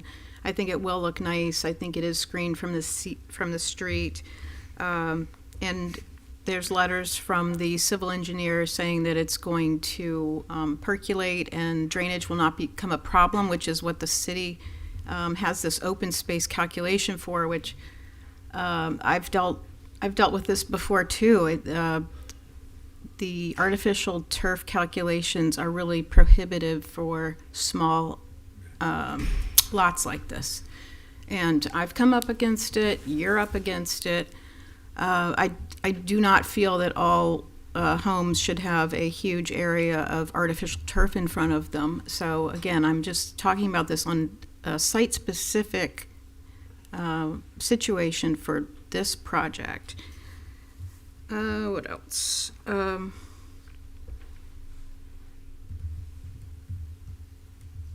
mean, my biggest problem is the sustainability, and in 10 years, you know, I know a lot of artificial turf's going into a landfill.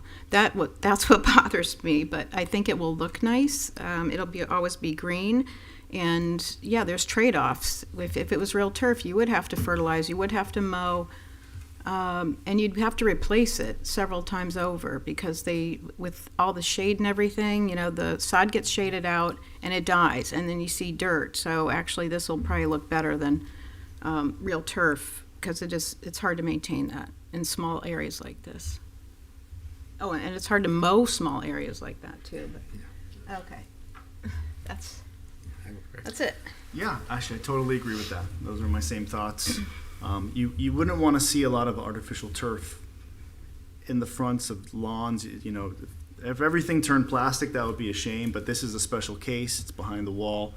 Overall, I'm in support of this. I do think the code is a little restrictive right now with artificial turf because it is used a lot, and there are circumstances in backyards where it does make sense to use it. It's kind of an unknown item right now. It's a little bit like we don't know the long-term effects. We don't know if there is health effects when it gets middle of summer. It's 95 degrees. There's no shade. There could be fumes that come up. I think there needs to be more study on it, but it is used a lot. It is very practical. I think it looks very nice here. It creates a sense of green and life, even though it's plastic. Yeah, overall, I'm in support of it. I do wish there was more native plants maybe around the project that might enliven the space a little bit more. Some sables would have been nice, but that's another topic. So overall, I'm in support. Pete, anything? Okay. I did go to the site and have a first-hand look at it, so it looks good. So visually, I think it's compatible.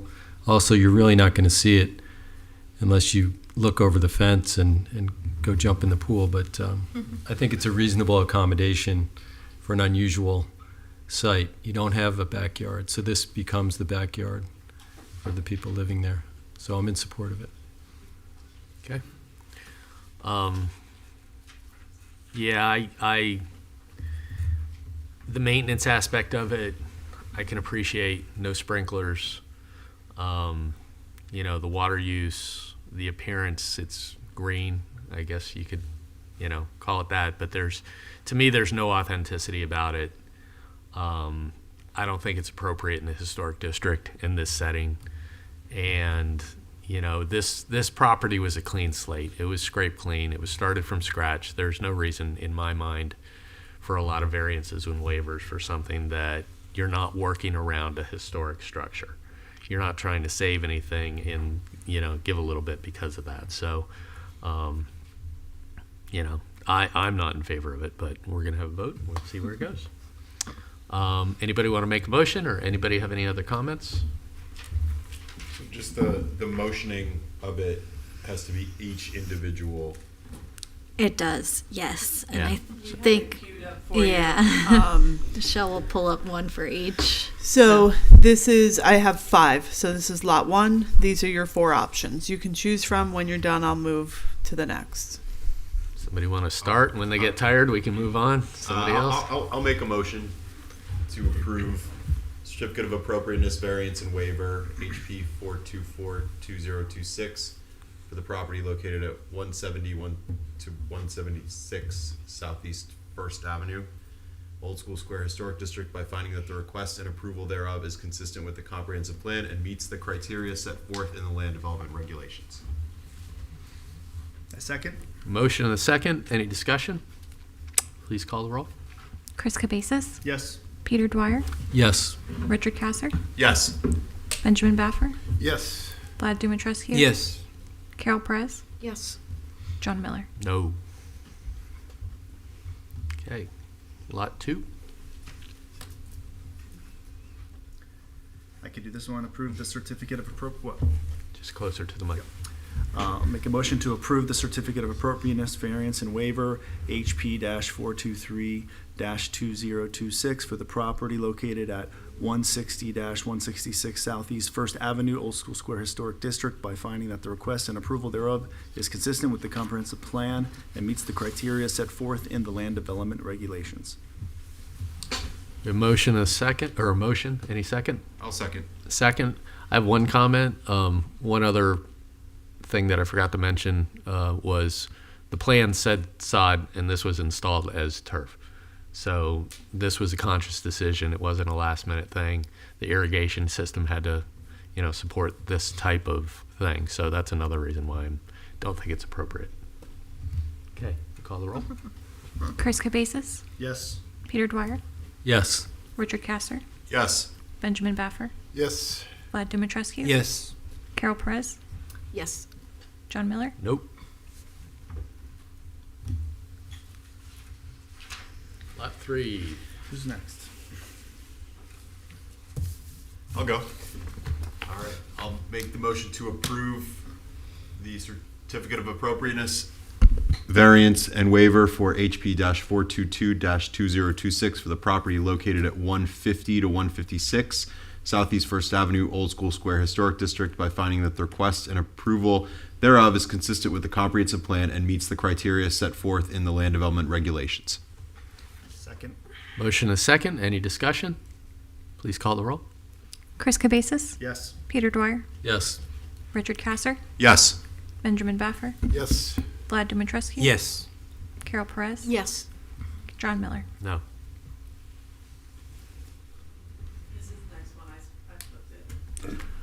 I'd like to make a motion to approve the certificate of appropriateness, variance, and waiver HP 421-2026 for the property located at 140 through 146 Southeast First Avenue, Old School Square Historic District, by finding that the request and approval thereof is consistent with the comprehensive plan and meets the criteria set forth in the land development regulations. We have a second? I'll second. Motion second. Any discussion? Please call the roll. Chris Cabezas, Yes. Peter Dwyer, Yes. Richard Kasser, Yes. Benjamin Baffer, Yes. Vlad Dumitrescu, Yes. Carol Perez, Yes. John Miller. No. Last one. I'll make a motion to approve the certificate of appropriateness variance and waiver HP-420-2026 for the property located at 130 through 136 Southeast First Avenue, Old School Square Historic District, by finding that the request and approval thereof is consistent with the comprehensive plan and meets the criteria set forth in the land development regulations. I'll second. Motion second. Any discussion? Please call the roll. Chris Cabezas, Yes. Peter Dwyer, Yes. Richard Kasser, Yes. Benjamin Baffer, Yes. Vlad Dumitrescu, Yes. Carol Perez, Yes. John Miller. No. Thank you very much. Motion carries. Good luck. Thank you. Yep. You're consistent. Right. All right. Item 8, legal training. What do we have in store tonight? Right. Okay. Am I able to use that or? Okay, great. Thank you.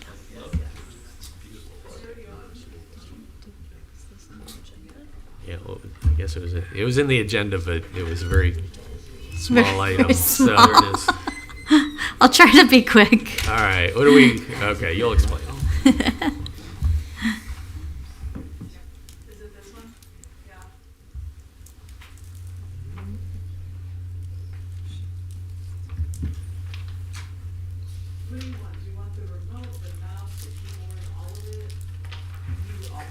Give me the easiest one. Okay. Perfect. Sounds good.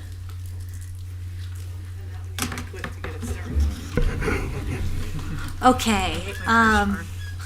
Yeah, the reason we're bringing this here is just because back when Michelle was doing the FEMA floodplain elevation training, I meant to bring this to you, but unfortunately I ended up getting sick, and so now we're bringing it back to you, which is now 3 months later, but we just kind of wanted to go back through some of the guidelines for legal stuff, the ethics, the your meeting requirements, sunshine law, those kind of things. And then I also wanted to just kind of look at like our design guidelines and our LDRs a little bit and just kind of talk to you about like the way that when you're reviewing a project, the way that, you can talk about these projects to kind of come in line with those design guidelines and make sure that, when you're creating a record up here, you're creating a record explaining the reasons that,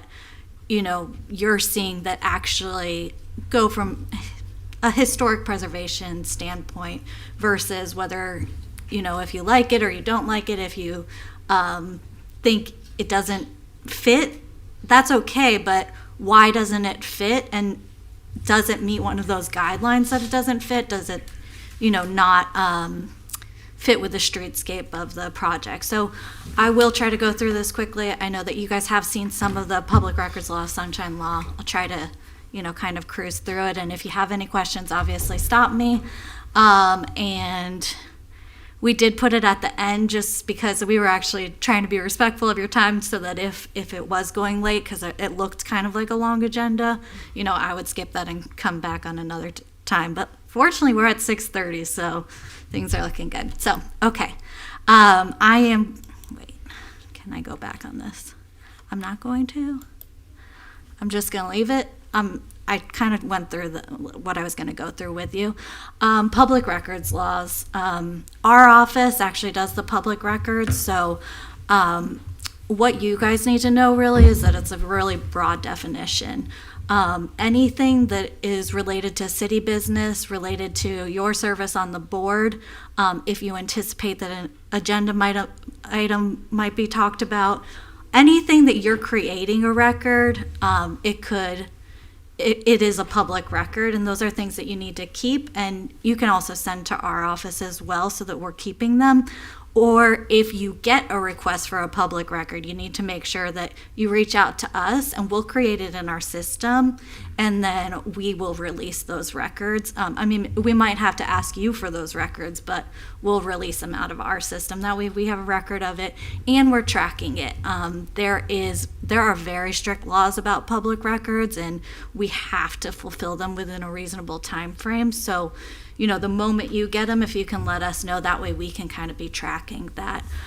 It can really be anything. If you're commenting on a Facebook post about something that will be related to your board service, an agenda item that's coming before you, something like that, that can be a public record. So just be mindful of that when you're, interacting with people. So what about like notes taken during a meeting?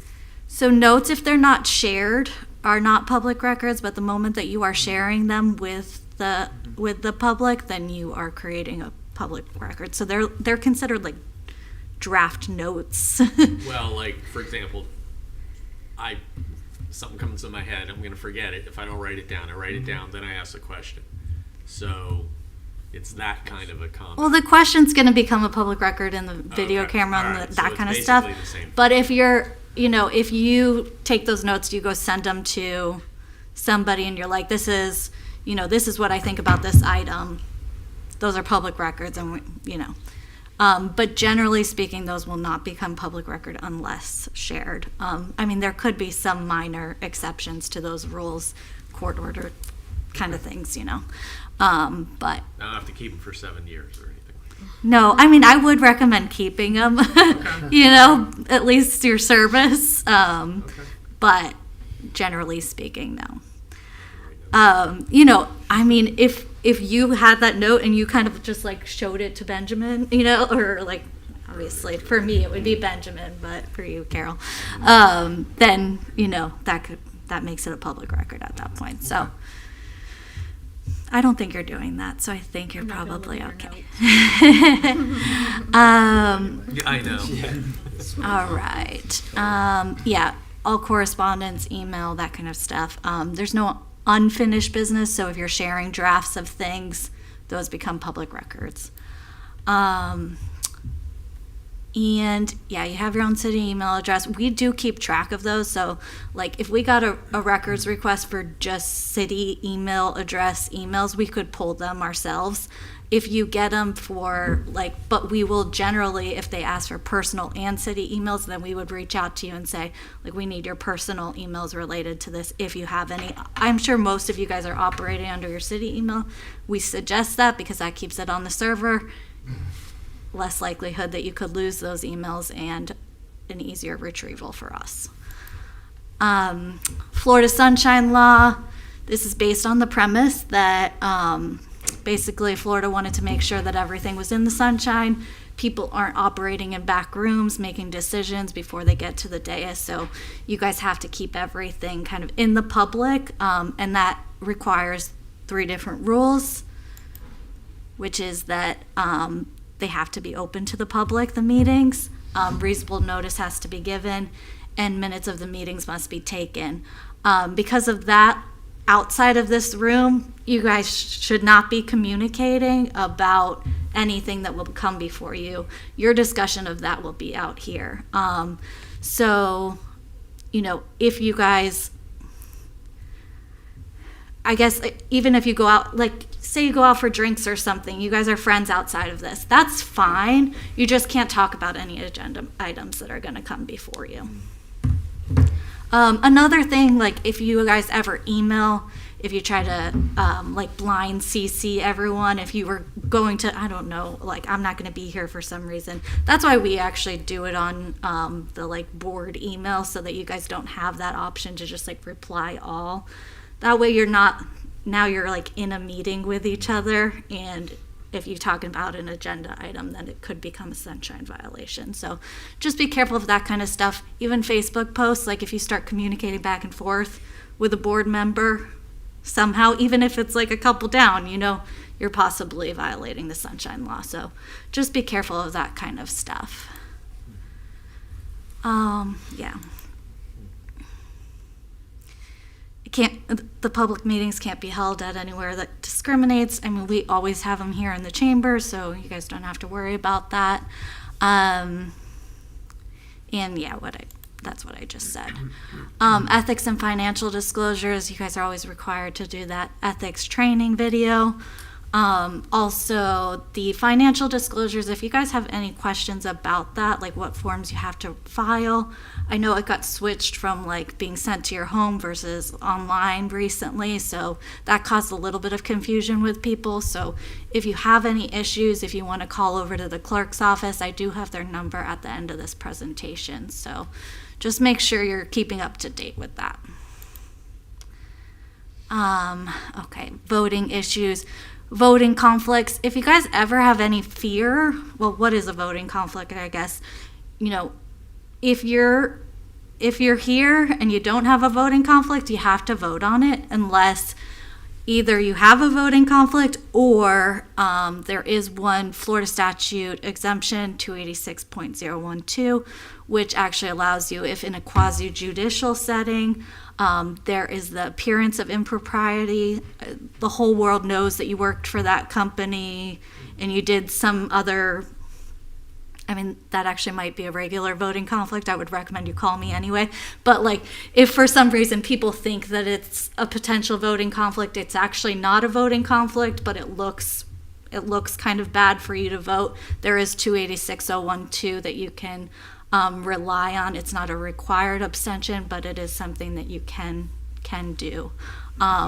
If there's anything that's close, I would just recommend you call me. I'm always happy to hear conflict questions before the meeting, you know. If you guys can get them to me in advance, you know, that's why we always like encourage you to read your agenda when you get them. That way you can just see like, have I ever had any dealings with this person, company? Is this in my neighborhood? Is this my next door neighbor? Is this going to affect me financially? Those kind of things, so that you can make sure that you're doing that in advance to try to, if we need to, we can get you an ethics opinion, or we can do some research and see if there's some opinion that's already out there that we can provide you that meets that.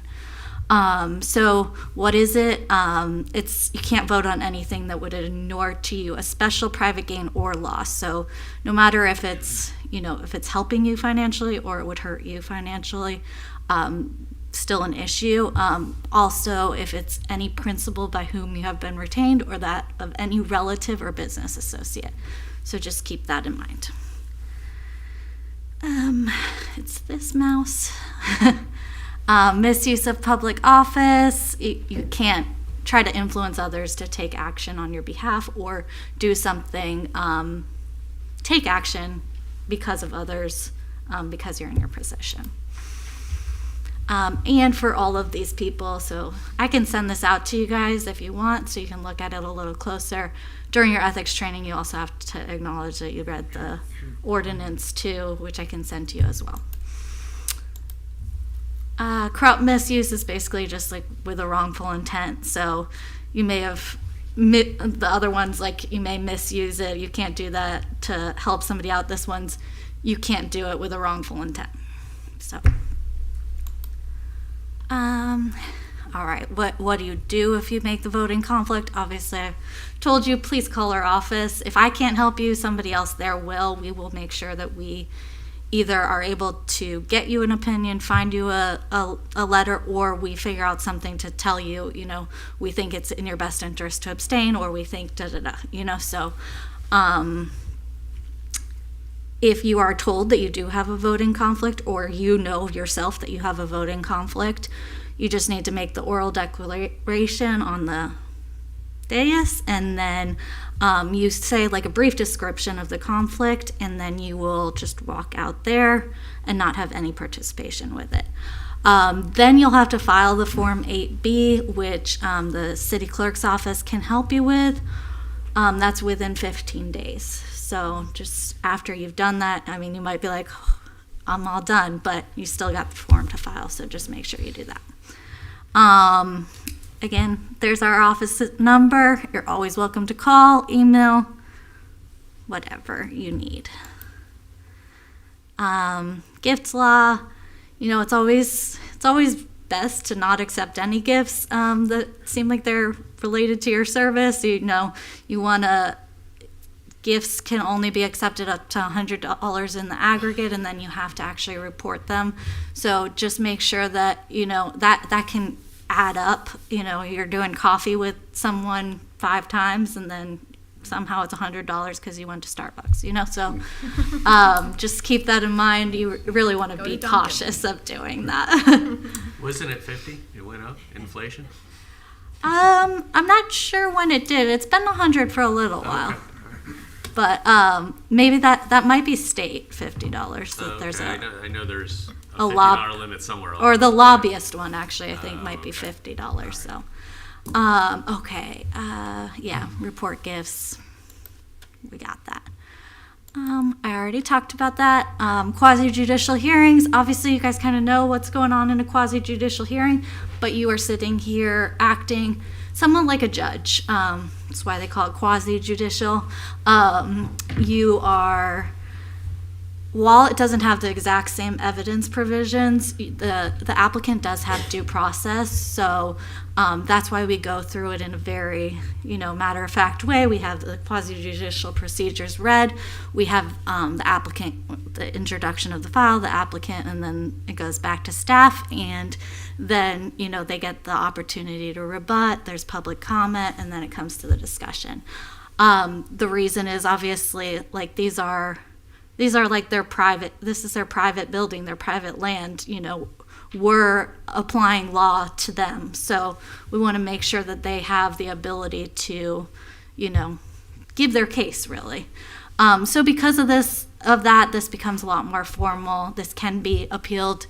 In this case, it gets appealed to the commission, but then the commission's decision can be appealed to circuit court. Then they get to decide whether we met the requirements. Ex parte communications, you guys know the drill with that.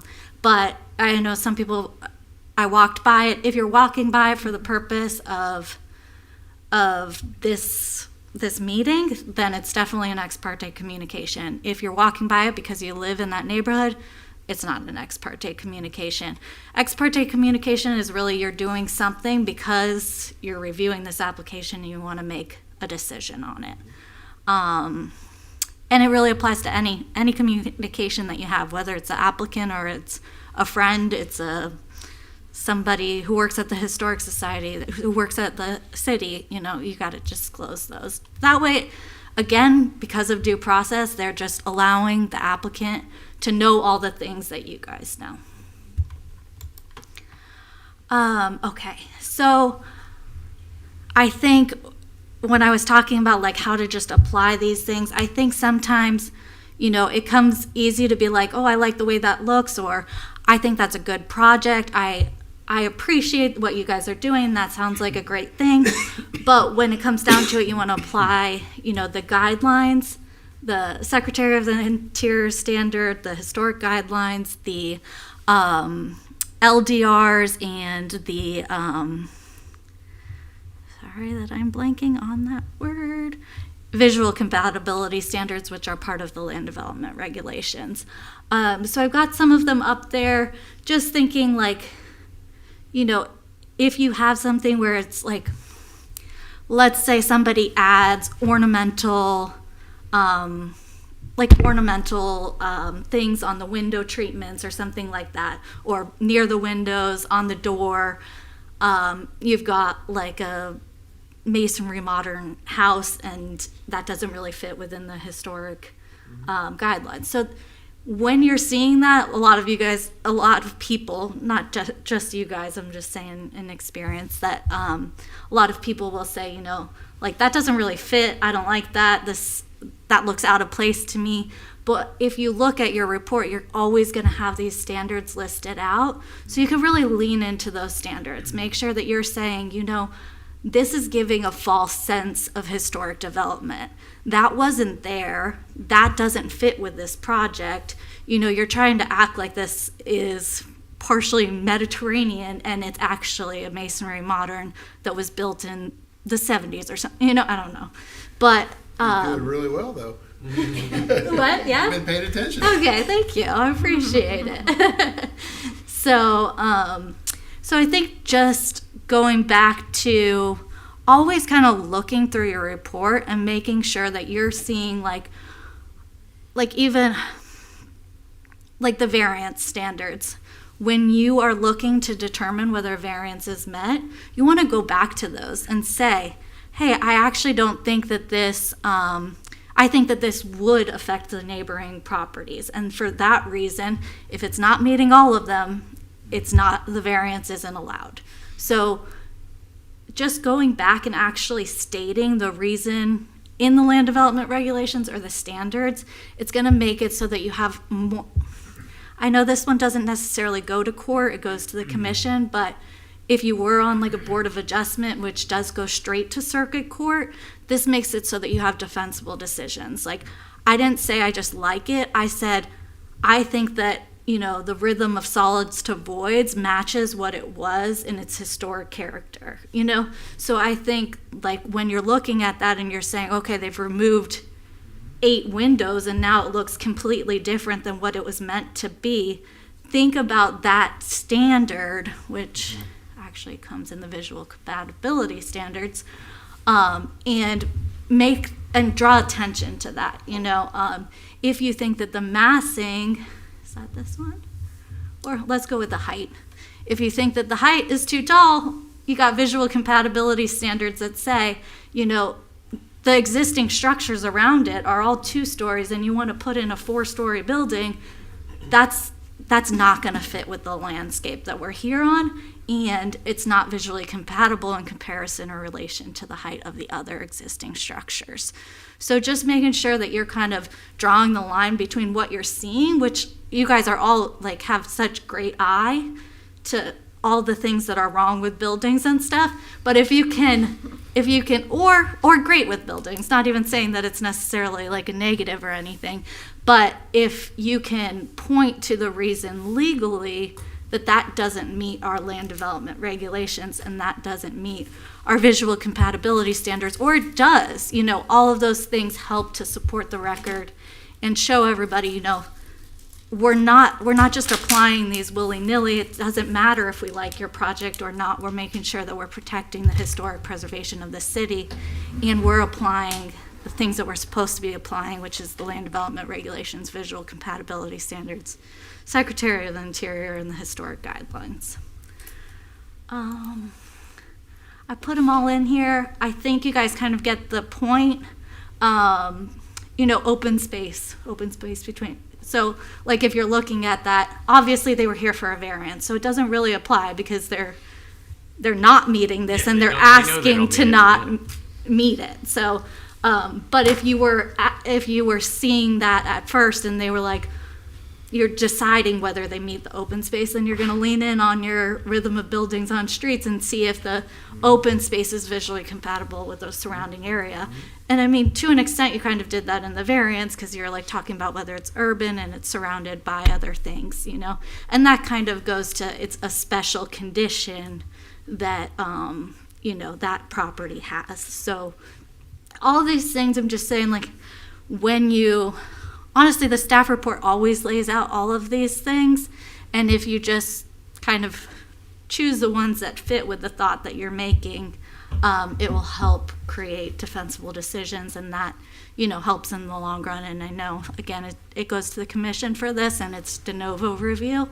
But if you were in a scenario where you're on the Board of Adjustment or the commission, which then gets appealed straight to circuit court, those things get looked at by the court, and they determine, you know, did they give them due process? Did they have substantial competent evidence to make the decision that they did. And you guys saying those things and saying why you're making the decision that you are and what you're basing it on will help make for a better record so that you can prove that you guys were, following what you're supposed to be doing. And that's really it. If you guys have any questions, I tried to talk really fast, so hopefully I did. Great. I was expecting longer, so this is very good. Awesome. All right. Well, if you have any questions, again, please always reach out. I'm here, and so are a bunch of people in our office. So we're here for you, and I have a bunch of numbers and emails on here. I can send these to you guys after. That way you have it.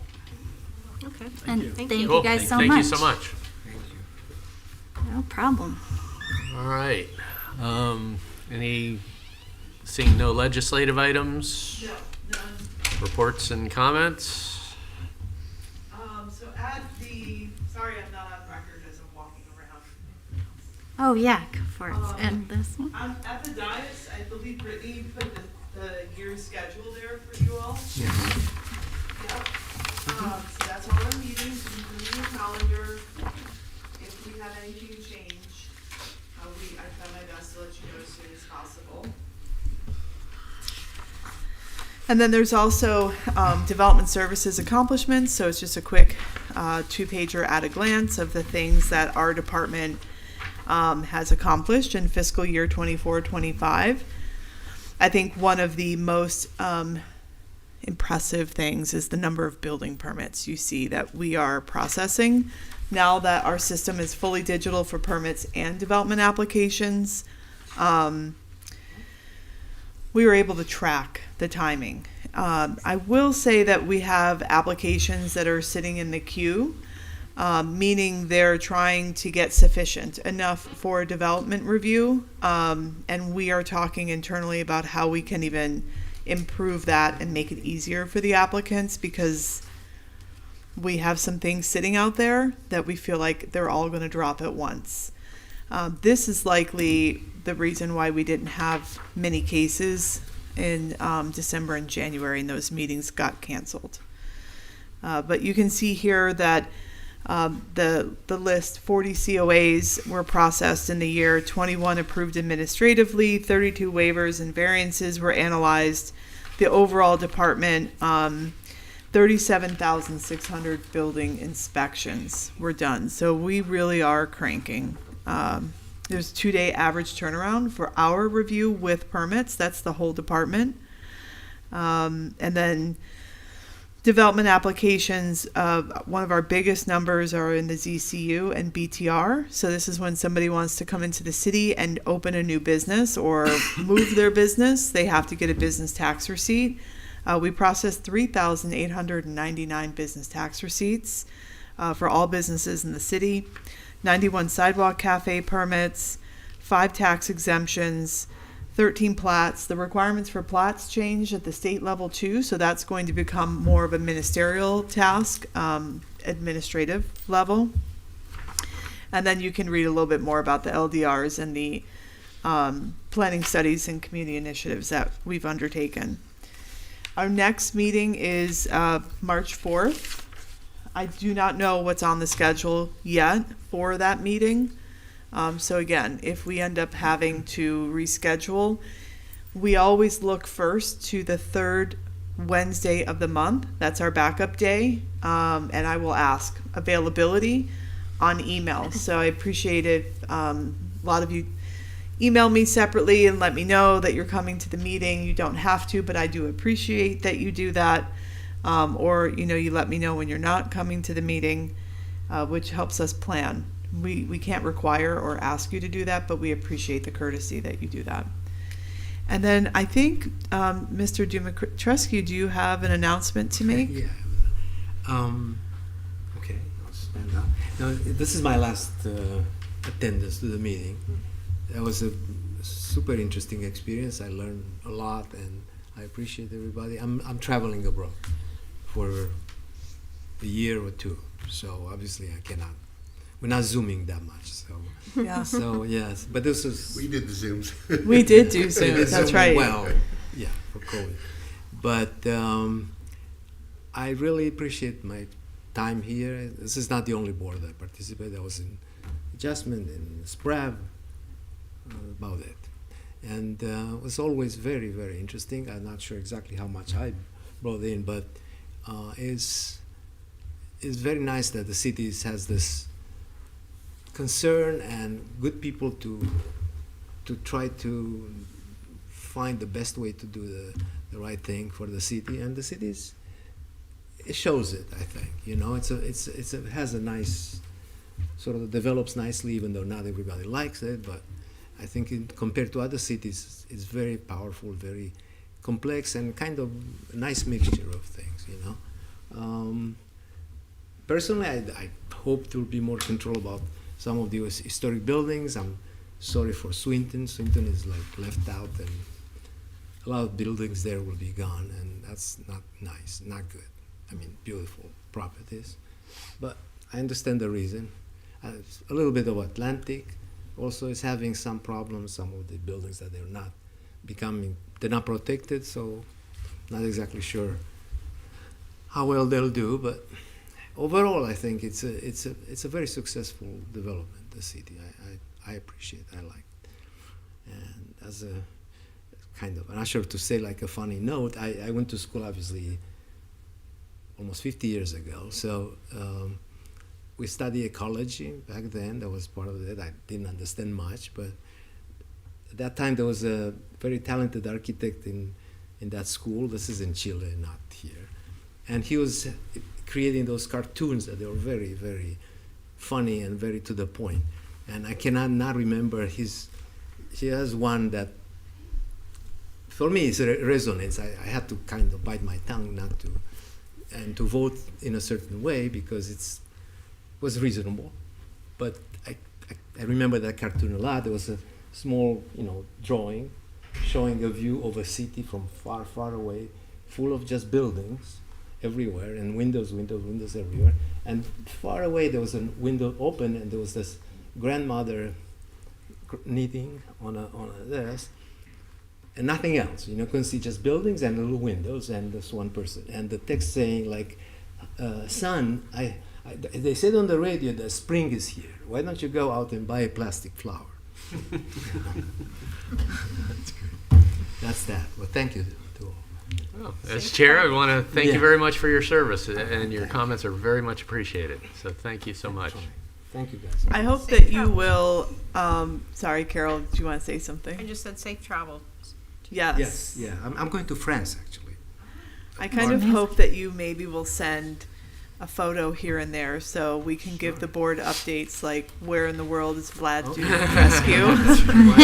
Why not? Actually, I'm going to a region that I did not know well, and it's kind of remote in France. I mean, remote but it's like not so urbanized. It's just villages, small villages everywhere. Love to see the pictures, architecture, the history. I have tons already. But yeah, send us some, and then at each meeting I'll put a picture or two up of I'll try where in the world is Vlad. Yeah, exactly. Exactly. Well, wish everybody luck and a good future, right? Yeah, I want to say thank you so much too. And Michelle and I were talking about how you've always been like willing to learn anything that's before you, and like we can always tell that you take this very seriously. And we are gonna miss you here on this board, and we appreciate your service. So thank you very much. Well said. So is that vacancy being filled this month, or we're working on it? City clerk's office handles that. It has to be a qualified professional because Vlad, there's 5 of you, and without Vlad, we don't have 5. So the city clerk's office is reviewing their applications. If any of you know anybody that would be from the qualified backgrounds, please encourage them to apply. You can do that on the city's website to apply for a new board member position. So if you know someone, tell them. They have to be an architect or a realtor of some type, or real estate lawyer. Lawyers aren't actually in the list for our board, but GC, architect, engineer, landscape architect, historian, planner. I think that's everybody. But real estate professional is not there anymore. That was taken out. Oh, okay, all right. The code was changed to align with the requirements for the state of Florida. Okay. Also, I think it's maybe you could speak more to this. In a previous mix of the board, when Mr. Chard was on the board, he was asking about a tour of Sunday Village. And I think Tom Warnke is going to be doing tours. Some He's walking had tours. several of them already. Yeah, I saw there were several dates. If you all aren't signed up for the Historical Society's e-blast, they send a nice email out with their upcoming events. And if anyone's interested, you can go walk Sunday Village. It's open to the public. The main block is right now. But I believe if you're interested in the guided tour, it's Mr. Warnke with the Historical Society. We'll be doing a guided tour. Yeah. Just be careful if you are together amongst other board members that you don't talk board business. And let our office know if you think that there are going to be more than one of you together. We may need to notice The it. tours are offered, a couple times a month, and it's Sunday Village, A1A, and Atlantic Avenue. 3 different tours. There is a cost for board or for members. It's like $10, and for general public, it's like $15. So Yeah. future members. So. Okay, that was all I had. I don't know if anyone else has anything that they'd like to share. As real quick, I noticed there was a lot of land clearing up by the McKinney's old place. I noticed that too. Is there any? There's no application in process. Okay, all right. Yeah. It's Tunerville Trolley's cartoonist. What was it? Fontaine Fox. Fontaine Fox. It's right over on the south end of the public beach. North end. Just south North of- end. Sorry. George Bush, right? Yeah, Right. yeah, Two houses just in. south of George Bush. Is that Frank McKinney's old house? Yeah. Yeah. It looks like they Used cut to be the the. tree house. It used to be the tree house until he came before the board to remove the tree house. Well, he installed that treehouse without approvals to begin with. And then he had to fight to get it built. And Yes. Didn't you put plumbing and electric in? Yes. Oh, yeah. It was, Oh yeah. Yeah, it was a whole thing. I've read through that file. It was quite a bit, lawsuit and everything. And then now it's gone, I I think think. the treehouse is gone, yeah. Yeah. And then all the sea grapes are Remember, gone. he came before the board with renovations. He doesn't own it anymore. And then he sold it right Yeah. after he. Right after It's we a new approved it. owner. Yeah. So I was just wondering if that's There's something. nothing in process with us.